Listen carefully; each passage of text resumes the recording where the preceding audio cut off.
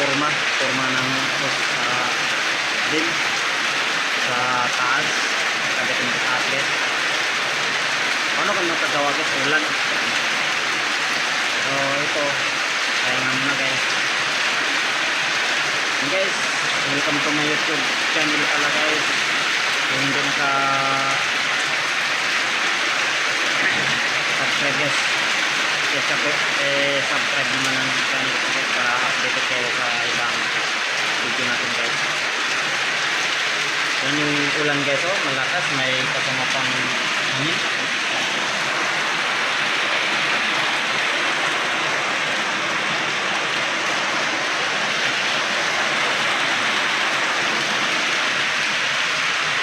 Araw-araw na lang dito sa amin nag-uulan guys.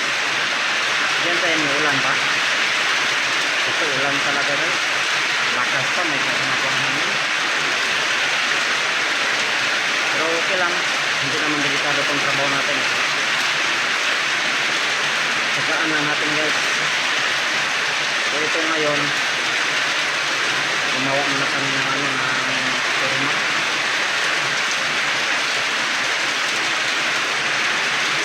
Forma ng dim.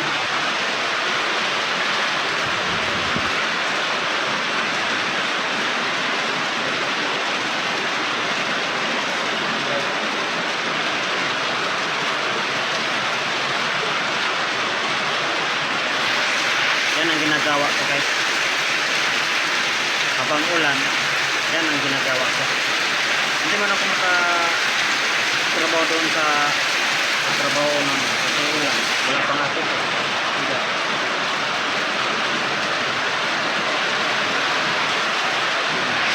Kaya dito muna ako ginawa ko muna ang forma sa dim.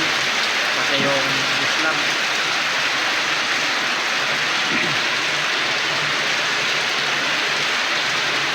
Ito kaya nga muna ulan kasi wala tayong magawa sa ulan. Alam mo naman guys, sa ulan dapat kaya na tayo kasi lang kung sa office na tayo guys ay magawa tayo kahit ulan. Dito wala pang atis yung trabaho namin kaya pag ulan kaya na talaga.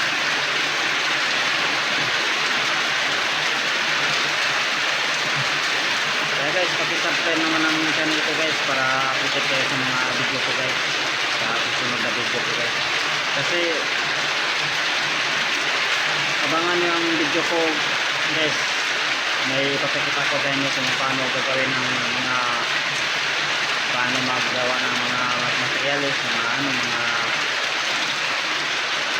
yung sa slab. Yan ang tuturo ko sa inyo guys. Sige guys, yun lang at maraming salamat and subscribe ng channel natin guys. Bye bye.